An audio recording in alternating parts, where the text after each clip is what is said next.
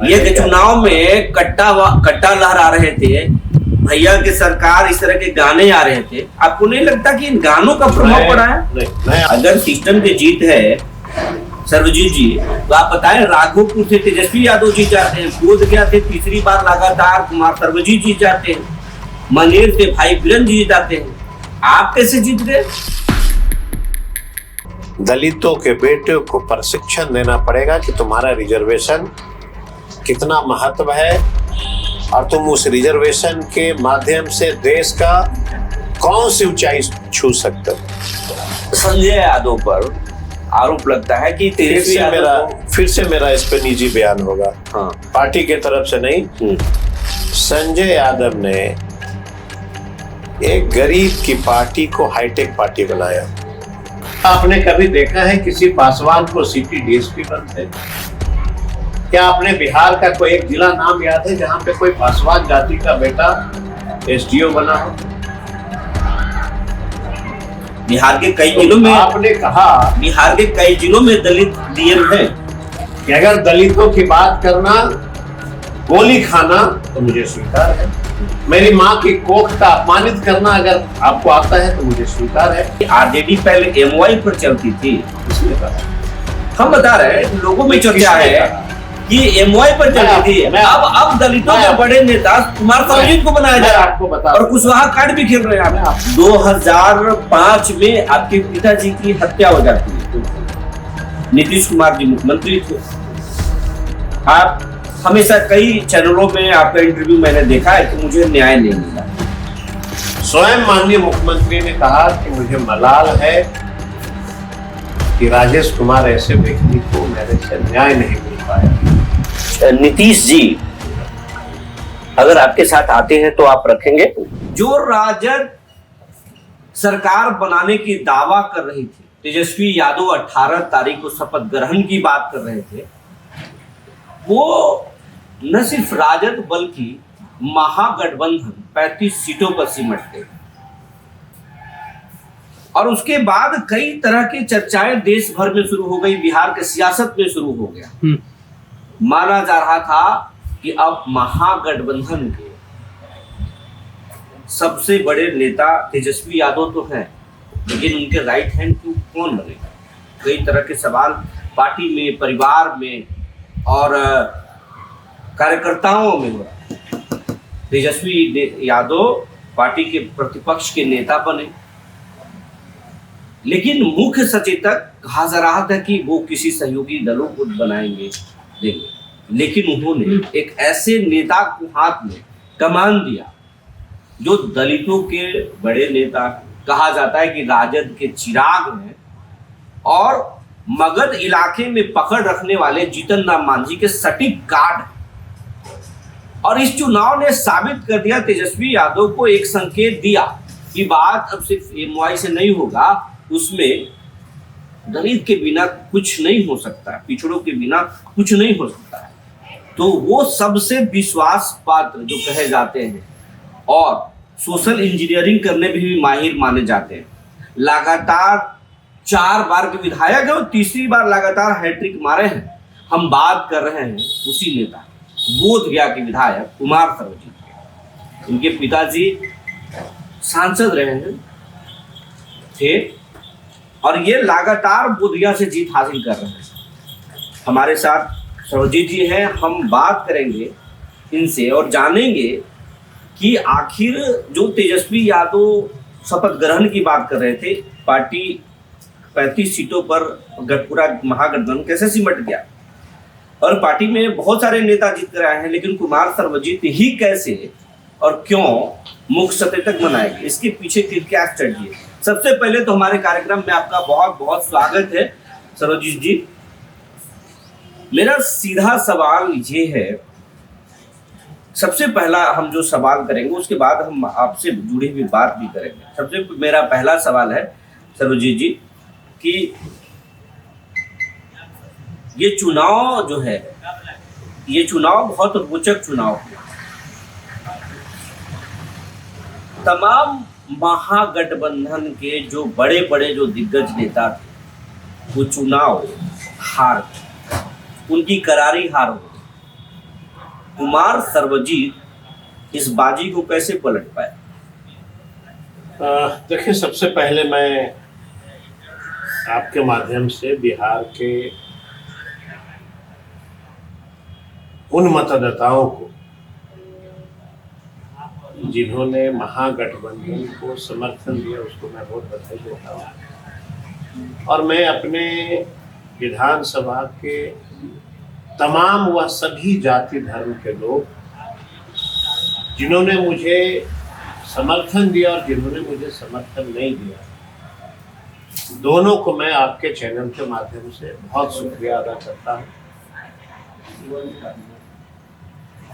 और इसलिए भी मैं बधाई देता हूँ कि मुझे तीसरी बार लगातार मौका दिया सेवा करने।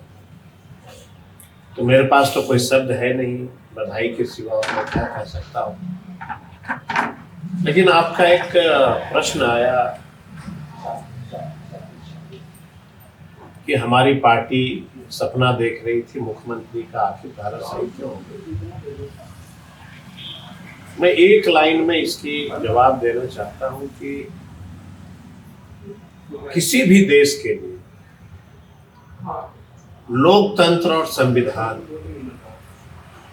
अगर ये दोनों पे प्रहार होता है तो संविधान भी कमजोर होता है, लोकतंत्र भी कमजोर होता है।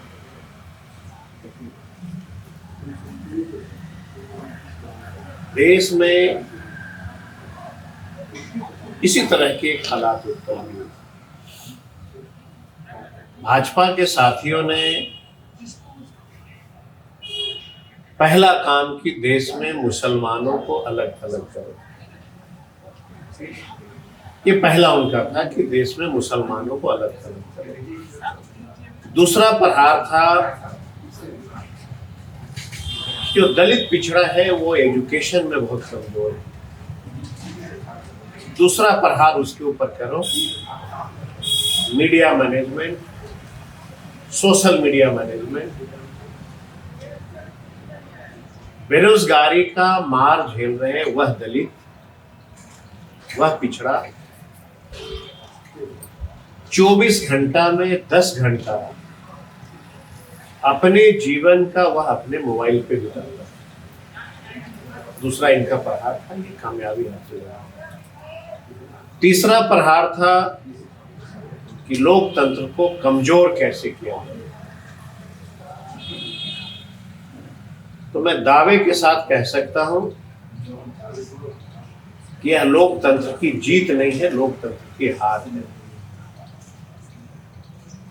इसके पीछे बहुत सारी लंबी स्टोरी ये तो जो है कपिल सिब्बल भी बोले हैं, तेजस्वी यादव भी ट्वीट किए हैं, बोल रहे हैं कि ये लोकतंत्र की हार है और सिस्टम की जीत है। अगर सिस्टम की जीत है सर्वजीत जी, तो आप बताएं राघोपुर से तेजस्वी यादव जीत जाते हैं, बोधगया से तीसरी बार लगातार कुमार सर्वजीत जीत जाते हैं, मनेर से भाई बीरेंद्र जीत जाते हैं।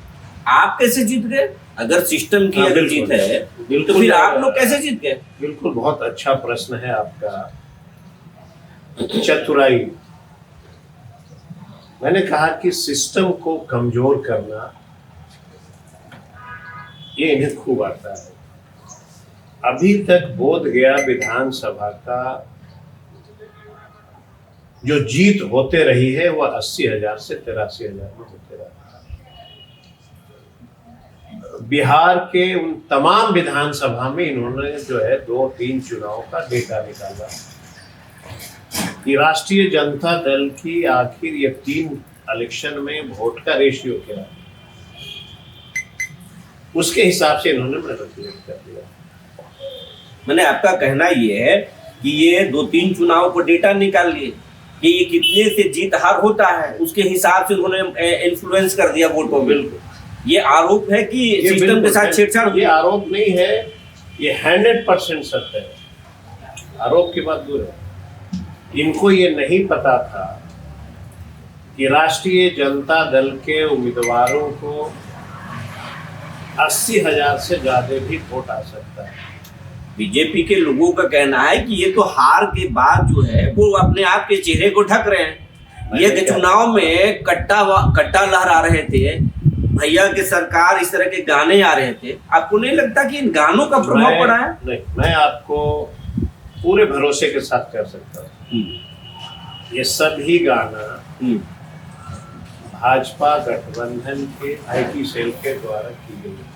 मतलब आपका कहना है कि जो भैया जो तेजस्वी यादव या आरजेडी को लेकर जो गाने आए, बिल्कुल वो बीजेपी वाले का गवा दिए? बिल्कुल, उनके आईटी सेल का ये कमाल है। आप क्यों नहीं गवा रहे थे?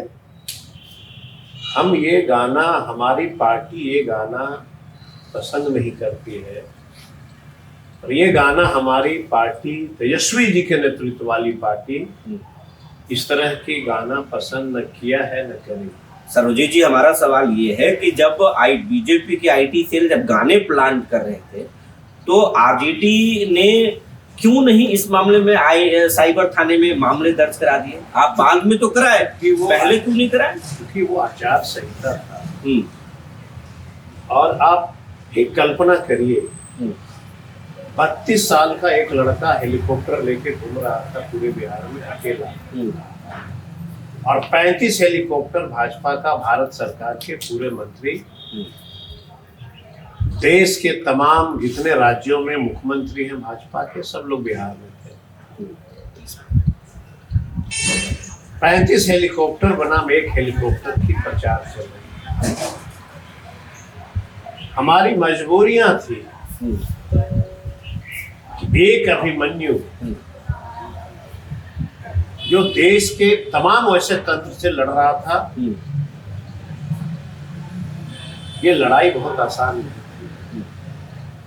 आप कल्पना करिए, एक तो मैनेजमेंट था ही, दूसरा था कि माननीय मुख्यमंत्री ने ठीक इलेक्शन के पहले महिला सशक्तिकरण के नाम पे 10,000 रुपया, मतलब वो 10,000 वाले पे बात पे आ गए आप?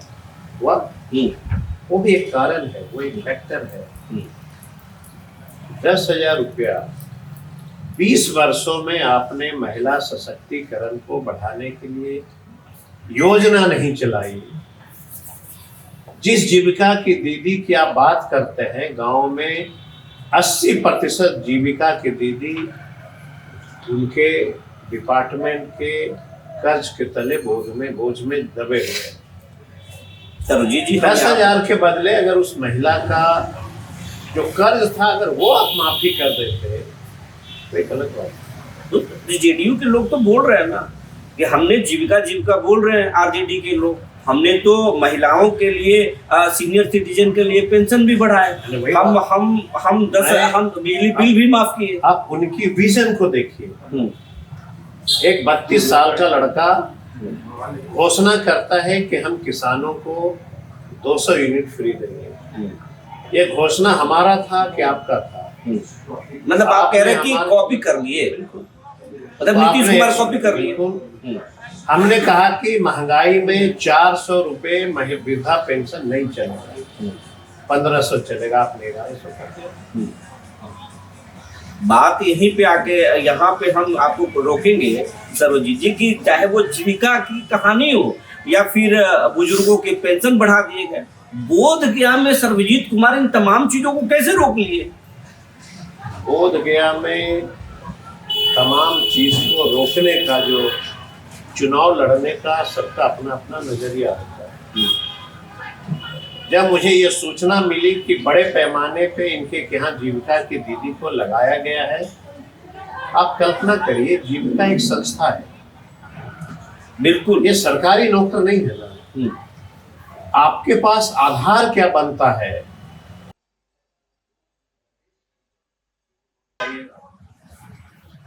आपने फिर वहां रोके, बोध गया में रोका।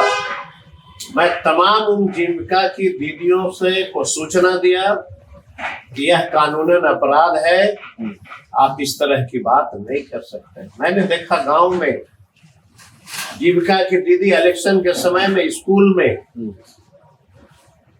ट्रेनिंग दे रही थी, राष्ट्रीय जनता दल के खिलाफ गाना गवा रही थी।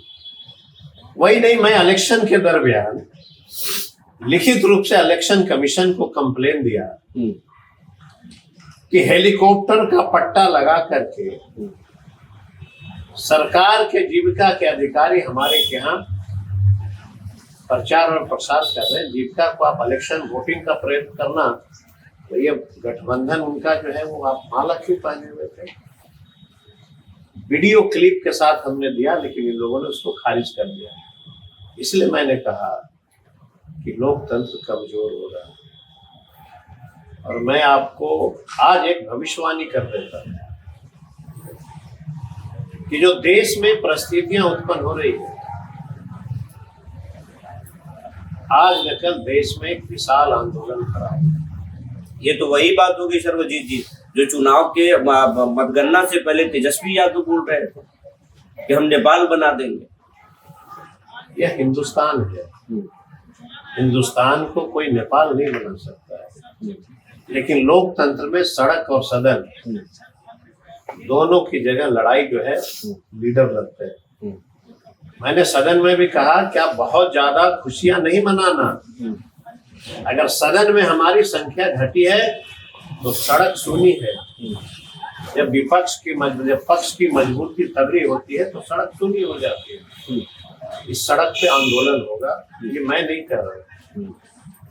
देश का तमाम जो बुद्धिजीवी पॉलिटिशियन है, जो देश के लिए सोचते हैं, देश के लिए करते हैं, जो देश के लिए मर मिटते हैं, उनके मन में इस तरह के विचार आना लाजमी है कि जब लोकतंत्र कमजोर होगा तो आंदोलन की मजबूती होगी। एक चीज सवाल हर लोगों के दिमाग में ये बात तैर रहा है, फिर हम आपके फैमिली मैटर पर भी हम आएंगे। हर लोगों के दिमाग में ये बात तैर रहा है कि आरजेडी में कई लोग जीत के आए, तेजस्वी यादव के कई लोग, उनके कास्ट के भी लोग जीत करके आए। कुमार सर्वजीत को मुख्य सचेतक बनाया गया। देखिए, मैं आपको एक बात बताने जा रहा हूँ। सर्वजीत कुमार जो है वो हनुमान है, तेजस्वी यादव के नए हनुमान। मैं बता रहा था कि हनुमान का डिफिनेशन अच्छा रहेगा कि समाजवाद का डिफिनेशन अच्छा रहेगा। हम एक वैसे परिवार से हैं जो हमने लोकतंत्र में, जो हमारे पूर्वजों ने समाजवाद का रास्ता चुना है, मैं कभी उससे समझौता नहीं कर सकता। मैंने देश के उन तमाम लीडरों को देखा है समझौता करते हुए। मुझे आज भी याद है जयप्रकाश आंदोलन से निकले हुए कर्पूरी जी के शिष्य स्वर्गीय रामविलास पासवान जी लगातार सदन में समाजवाद की परिभाषा को पूरे देश को बताते हैं। उस परिवारों को भी मैंने देखा समाजवाद को लात मारते हुए, दलितों की बात न करते हुए समझौता कर लिया। आपका इशारा चिराग पासवान की और मैं बताता हूँ, वही नहीं, मैंने अठावले साहब को देखा रास्ता भटकते हुए, मैंने स्वर्गीय रामविलास जी को देखा रास्ता भटकते हुए, मैंने जीतन राम मांझी जी को देखा रास्ता भटकते हुए, मैंने चिराग जी को देखा रास्ता भटकते हुए। लोकतंत्र का मतलब राजनीति में सत्ता का सुख नहीं होता है। लोकतंत्र का मतलब गरीबों की आवाज को, पिछड़ों की आवाज को सदन के माध्यम से सरकार को अवगत कराना। आप कल्पना करिए, हर समाजवादी लोग अगर भाजपा से हाथ मिला लेगा तो सत्ता के सुख भोगने वाले लोगों को गरीबी की हालात कौन बताएगा? ये हमें बता दीजिए। आखिर कौन लोग हैं इस देश में? कोई नेता का नाम बताओ जो गरीब का हितैषी हो। हम बता रहे हैं की बात कर, हम बता रहे हैं ना। चिराग पासवान बोलते हैं दलितों के सबसे बड़े नेता है, पासवान समाज के सबसे बड़े नेता है, मांझी जी बड़े नेता हैं। मैंने आपको एक बात कहा था कि भाजपा 3 स्तर से काम कर रही है।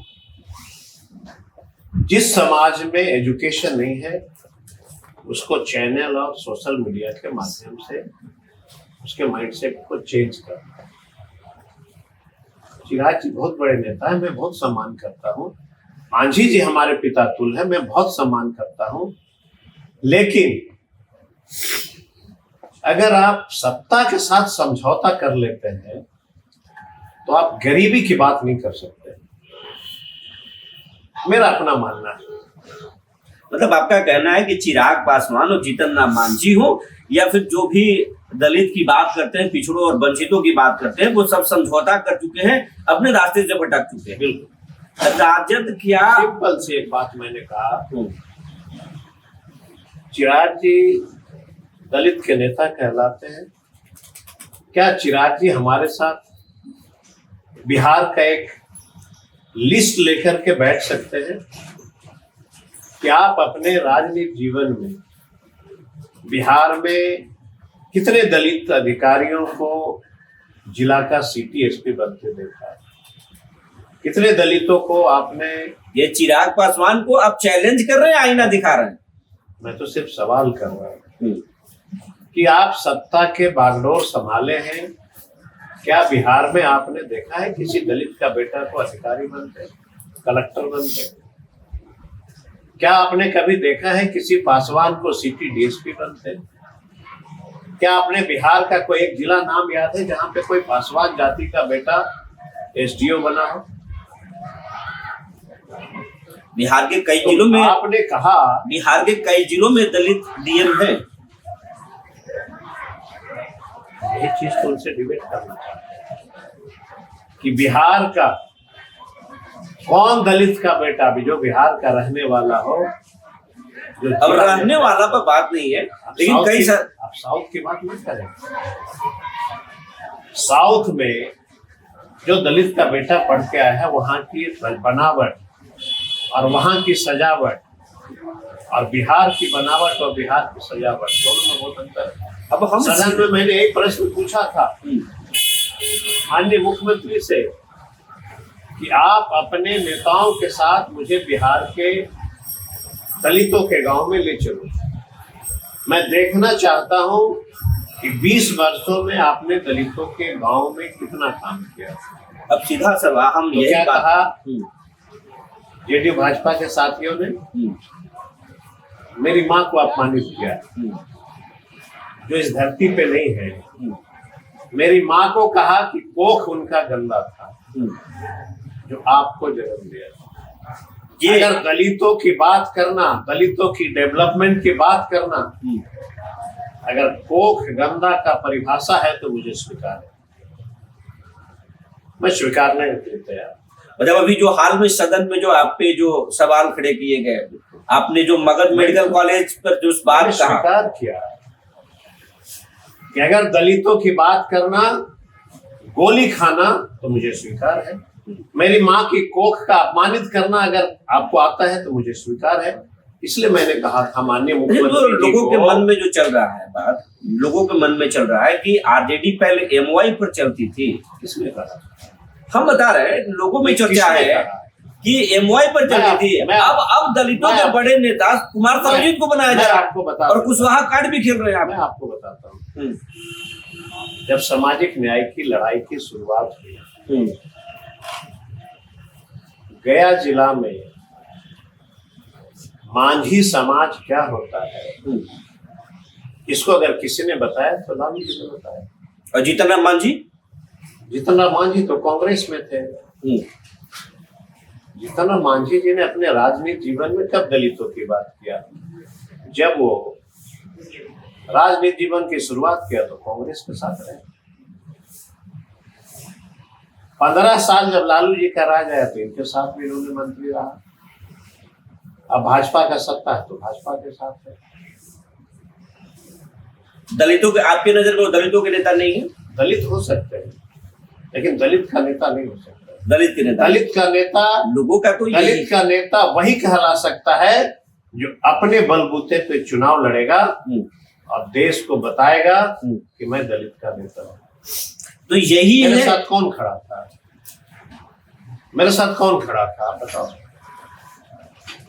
मेरे पिताजी का देहांत हुआ, तब से मैं संघर्ष कर रहा हूँ, दलितों के लिए लड़ रहा हूँ, उनके काम के लिए लड़ता हूँ।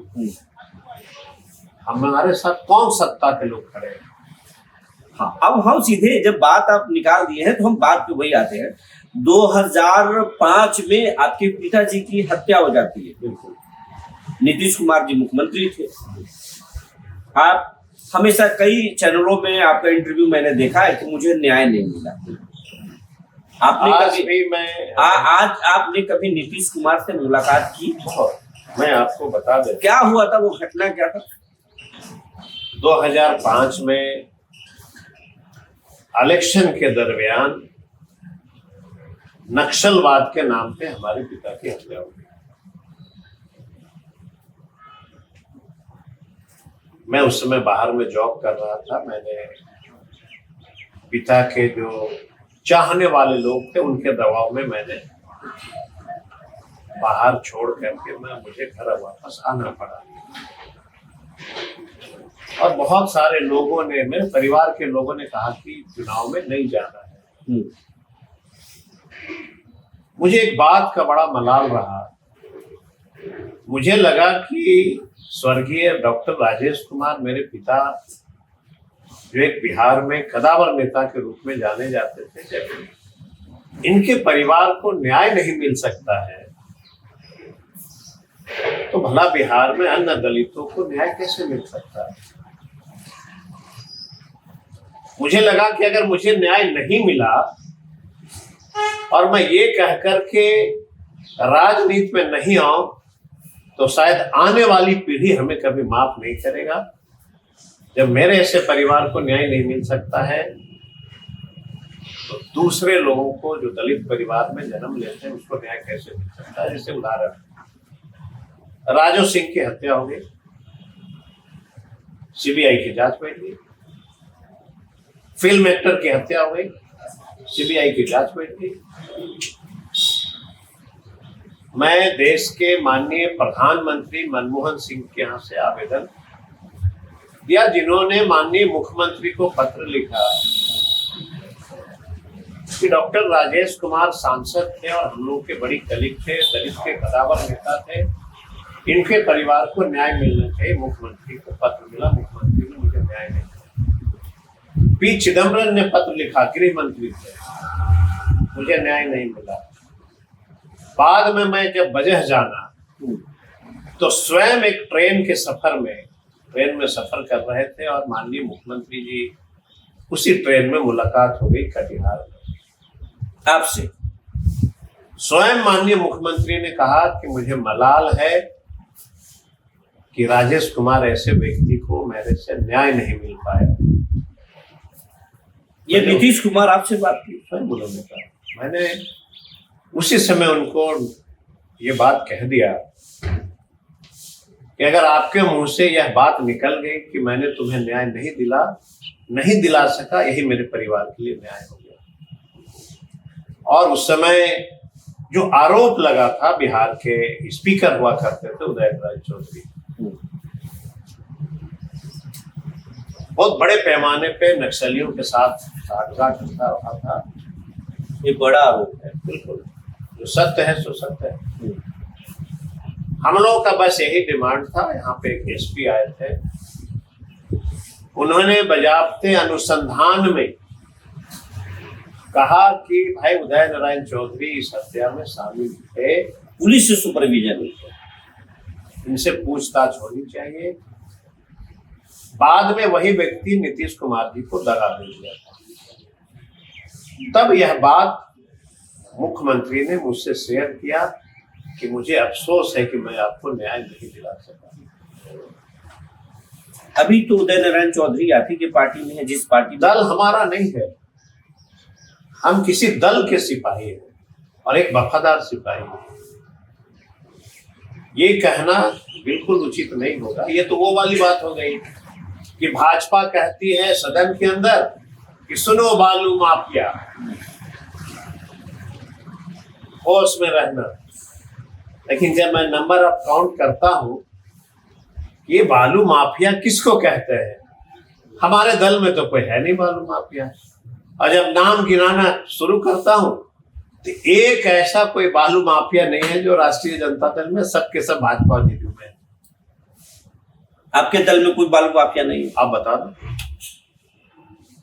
आपके भी कई आप बता विधायक दो। आपके विधायकों पर आरोप लगते हैं। आप बता दो कौन है हमारे के यहाँ।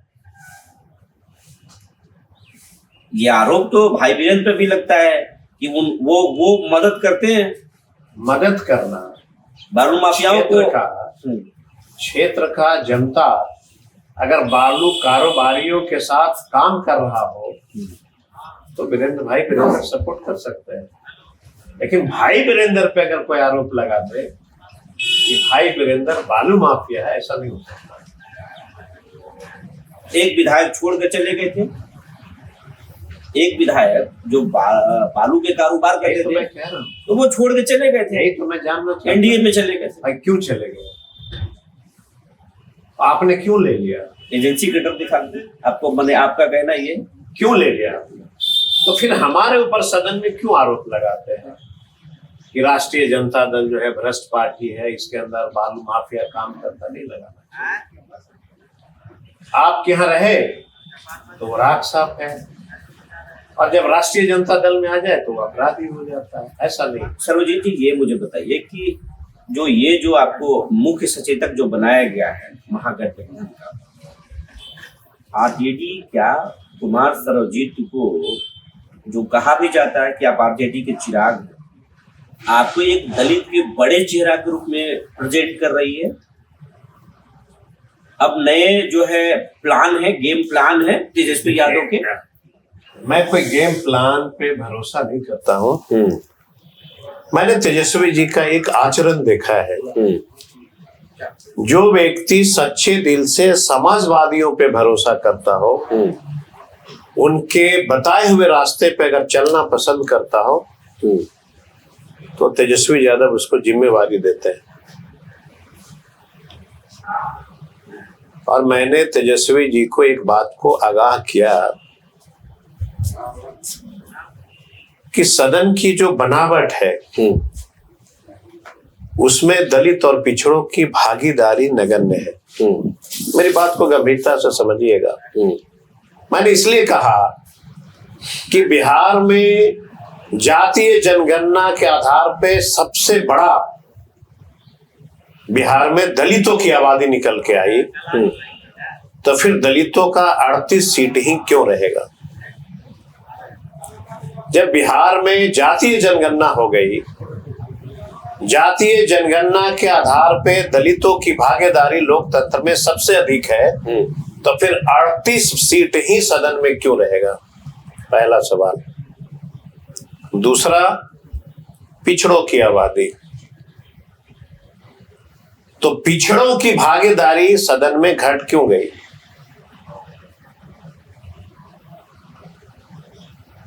सर इस बात को समझिए।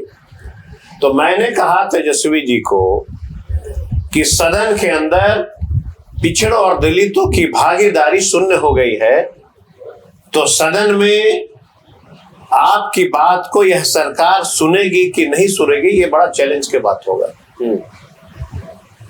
जीता जागता उदाहरण, जब मैं बोलने के लिए खड़ा हुआ तो एक भाजपा के माननीय विधायक ने कहा कि बिहार की महिला कुत्ता के साथ सोना पसंद करती है, और जेडीयू के विधायक ने हमारे ऊपर प्रहार किया कि सर्वजीत की मां का कोख गंदा था।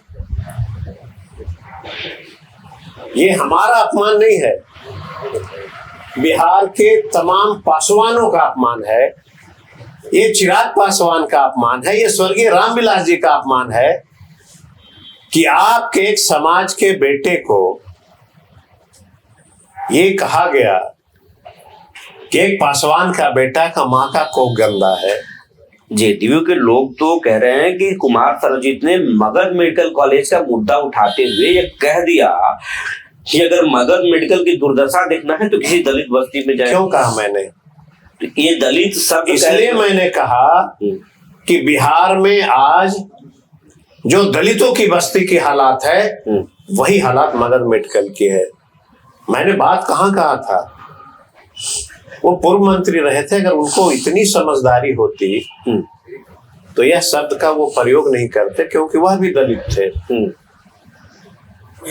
मैंने कहा, उनको चुनौती दिया कि एक बार गया आओ, मेरे साथ 25-50 ऐसे दलित महादलित के गांव में चलो, वहां के हालात स्वयं देख लो, फिर पता चल जाएगा कि किसकी माँ की कोख गंदी है। यही तो मैंने कहा कि चल के देख लो। लगातार मैंने आपको कहा कि तेजस्वी जी को मैंने आगाह किया था, फिर से मैं दोहरा रहा हूं कि सदन में दलितों और पिछड़ों की भागीदारी शून्य पे पहुंच गई है, तो अपमान सहने के लिए तैयार रहना होगा और उस अपमान के खिलाफ सड़क पर उतरना पड़ेगा। तो नीतीश कुमार तो आपको देख कर मुस्कुरा रहे थे, आप भी उन पे चचा पर हंस रहे थे, क्या कुछ अंदर अंदर चल रहा है? हंस नहीं रहे थे, अफसोस हो रहा था मुझे। वो एक अफसोस की जो मुस्कुराहट होती है ना, तरस आना, मुझे लग रहा था कि इतना प्रचंड विद्वान आदमी कैसे वैसे आचरण के व्यक्तियों को टिकट देता है। जो एक सांसद, एक सदस्य जो है बिहार विधानसभा का, एक तरफ मुख्यमंत्री प्रचंड बहुमत लाके ये कह रहे हैं कि महिलाओं ने मेरा साथ दिया, और महिला का साथ देने का जो रिजल्ट मिला कि एक उनके सहभागी ने कहा कि बिहार की महिलाएं कुत्ते के साथ सोना पसंद करती है, और दूसरे व्यक्ति ने कहा कि पासवानों की मां का कोख गंदा होता है। शायद यही भाषा सुनकर के बिहार के मुख्यमंत्री एनडीए वाले तो कहते हैं कि कुमार सर्वजीत कहते हैं खुद को दलित के नेता, लेकिन सवर्णों में भी उनकी अच्छी पकड़ है। संबंध होना, बराबरी के दर्जे में बैठना, ये बाबा साहब का देन है। आपके जितने दलित दोस्त हैं उतने तो सवर्ण भी आपके दोस्त हैं। बिल्कुल हैं। और आपको वोट क्यों किया है? क्योंकि स्वर्ण जाति के लोग हमारी लड़ाई को पसंद करते हैं। उन्होंने देखा है कि हमेशा से सदन में दलित बस्तियों की बात करता है, दलितों की नौकरी की बात करता है, पासवानों का। मैंने इसके पूर्व में मैंने एक बयान दिया था कि आखिर पासवान का बेटा महादलित के में शामिल क्यों नहीं हुआ। योजना चली महादलितों के लिए अलग से, लेकिन पासवानों को क्यों वंचित किया गया। यही तो मेरी लड़ाई थी। अरे 2-4 सवाल करेंगे जो चर्चे में है सर्वजीत जी, हम उस बात करेंगे कि महागठबंधन की जो हार हुई उसमें सीटों के खींचतान पार्टियों के बीच में, जैसे कांग्रेस लास्ट टाइम तक जो है झगड़ते रह गई, मुकेश सहनी डिप्टी सीएम की कुर्सी के लिए झगड़ते रह गए, और फिर ये गाने आए। आपको लगता है कि ये सब भी प्रभाव डाला? कोई पार्टी के लीडर के हैसियत से नहीं मैं कह रहा हूँ, ये मेरा अपना निजी विचार है कि इसमें एक समस्या उत्पन्न हुई थी। किसी भी पार्टी को ये सारी फैसलाएं पहले कर लेनी चाहिए थी। इसको मैं मानता हूं कि ये गलत हुआ। तेजस्वी यादव को लास्ट समय में जब लगा कि मामला हाथ से निकल जाएगा, तब जाकर के प्रेस कॉन्फ्रेंस होता है कि तेजस्वी यादव हमारे सीएम फेस हैं। ये सब चीजें फर्क नहीं डाली चुनाव पर? मैं नहीं मानता हूं। अगर फर्क होता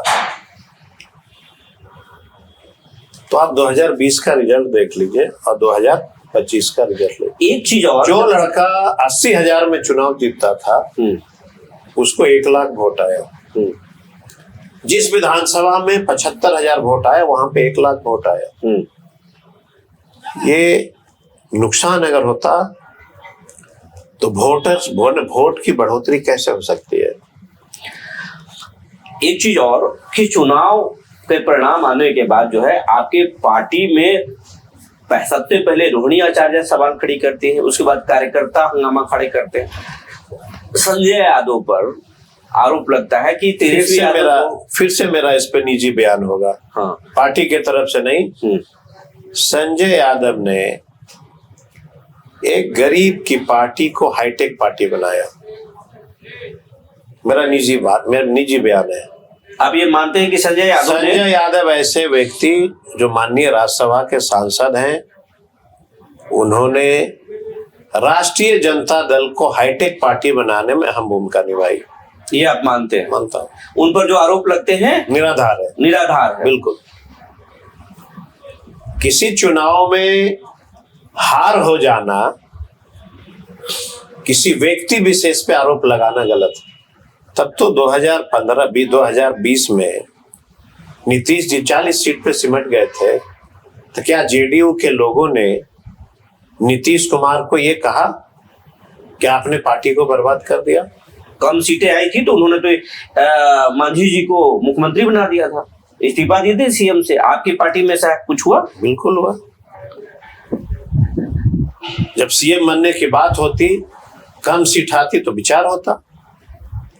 राष्ट्रीय जनता दल एक ऐसा पार्टी है जिसमें पूरी कमेटी बैठ करके कोई बात का डिसीजन लेता है। संजय यादव को सिर्फ अकेला जो है फैसला लेने की अनुमति नहीं है।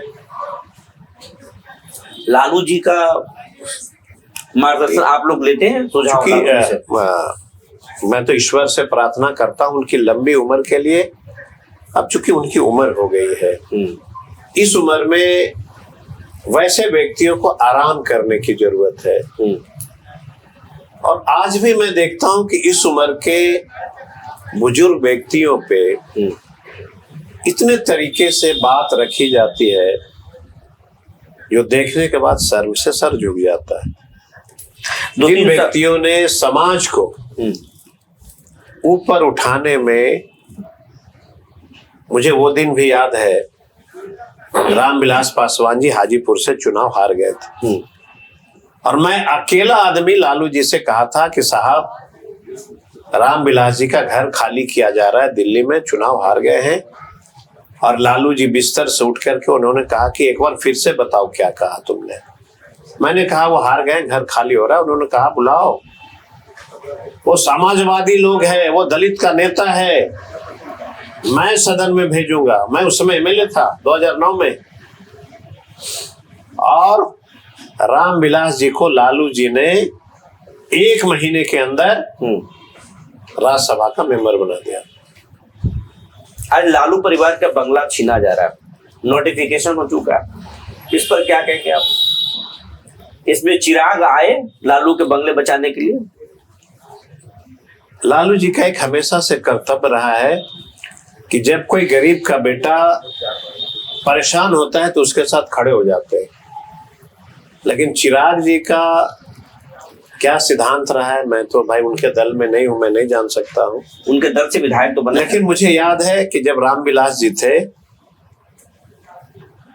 तो रामविलास जी को जब मैं जाके बताया था कि लालू जी आपको राज्यसभा भेजना चाहते हैं, तो रामविलास जी ने कहा कि ऐसा नहीं हो सकता है। मैंने इलेक्शन में उनके खिलाफ बहुत रैलियों में बहुत अपशब्द बोला है। मैंने कहा नहीं, उन्होंने कहा है। तो ये आचरण था रामविलास जी का, लालू जी का। आपने कहा कि क्वार्टर खाली कराया जा रहा है। देश के और बिहार के सभी नेताओं को एक चीज हमेशा याद रखना चाहिए कि लोकतंत्र बदले की भावना से नहीं चलती है, सेवा की भावना से चलती है, सम्मान की भाषा से चलती है। हर लीडर जो ऊंचे ओहदे पे है, अपने से बड़े बुजुर्गों के जो लीडर है उनको सम्मान करना चाहिए, उनको इज्जत करना चाहिए। अब जल्दीबाजी में समय नहीं है तो हम जल्दी में 2-3 सवाल आपसे करेंगे। सवाल ये करेंगे कि आरजेडी महागठबंधन के अगला जो है रोड मैप क्या होगा, आप कैसे आगे चलेंगे? बिहार के तमाम वह सभी जाति धर्म के लोग जो गरीब हैं, जो सरकार की जो नीति है उससे जो लोग परेशान हैं, उनको अपने साथ ले करके सड़क पे आंदोलन, बिहार के देश के दलितों के रिजर्वेशन को सुरक्षित रखना। क्योंकि एक चीज याद रखिएगा कि मेरा जो अपना अनुभव हुआ है कि जो बिहार में दलितों के नई पीढ़ियां हैं, उन्होंने पूर्व के दिनों को नहीं देखा है और अपनी आरक्षण का मतलब वो नहीं समझ पा रहे। अब तेजस्वी जी की यह नैतिक जिम्मेवारी है कि बिहार के उन दलितों के बेटों को प्रशिक्षण देना पड़ेगा कि रिजर्वेशन का मतलब होता क्या है। आप एक चीज अनुभव करिएगा कि पूरे बिहार में बैलेट का जो वोट था सब जगह तेजस्वी जी ने जीता। इसका मतलब ये था कि जो पढ़े लिखे लोग हैं उन्होंने तेजस्वी के विजन को पसंद किया। जो लोग फेसबुक, सोशल मीडिया और मीडिया के माध्यम से रास्ता भटक गए, वो आदमी ने पता नहीं क्या विचार रखा, ये मैं नहीं बता सकता हूं, लेकिन तेजस्वी जी की अब ये नैतिक जिम्मेवारी बनती है। दूसरा सवाल मेरा ये कि बिहार में दलितों के बेटे को प्रशिक्षण देना पड़ेगा कि तुम्हारा रिजर्वेशन कितना महत्व है और तुम उस रिजर्वेशन के माध्यम से देश का कौन सी ऊंचाई छू सकते हो।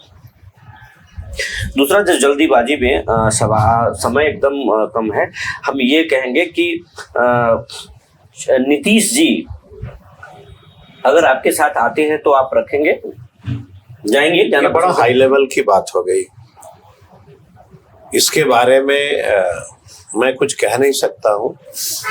आएंगे जाएंगे ये तो शीर्ष नेतृत्व तय करता है। मैं तो बस इतना ही जानता हूं कि राष्ट्रीय जनता दल को दलित पिछड़ों की लड़ाई के लिए, अकलियत की लड़ाई के लिए सड़क पर उतरनी पड़ेगी। दूसरा, इंडिगो क्राइसिस को आप किस तरीके से देख रहे हैं? ये शॉर्ट तरीके से बताइएगा। आपको एक बात याद होगा, देश में कोयले की क्राइसिस क्रिएट की गई और अडानी ग्रुप को देश का लगभग सभी माइंस हैंडओवर कर दी गई। इंडिगो की क्राइसिस एक संकेत है कि अडवाणी एंड ग्रुप की जहाजें अब चलने, मतलब आपका कहना है कि ये भी एक संकेत है कि अब अडानी को एयरलाइंस दे दिया जाएगा? बिल्कुल। बोधगया विधानसभा क्षेत्र में आपने जो वादे किए थे जनता से कि हम फतेहपुर में कॉलेज बनाएंगे और जो तमाम जो काम है वो पूरा कर देंगे, उसको आप कैसे पूरा कर पाएंगे? 2-3 सपना है मेरा। बोधगया के फुटपाथियों को कैनाट प्लेस के तर्ज पे मैं दुकान बनवा के कैसे दूं? अपने कंस्टिट्यूएंसी के उन गरीब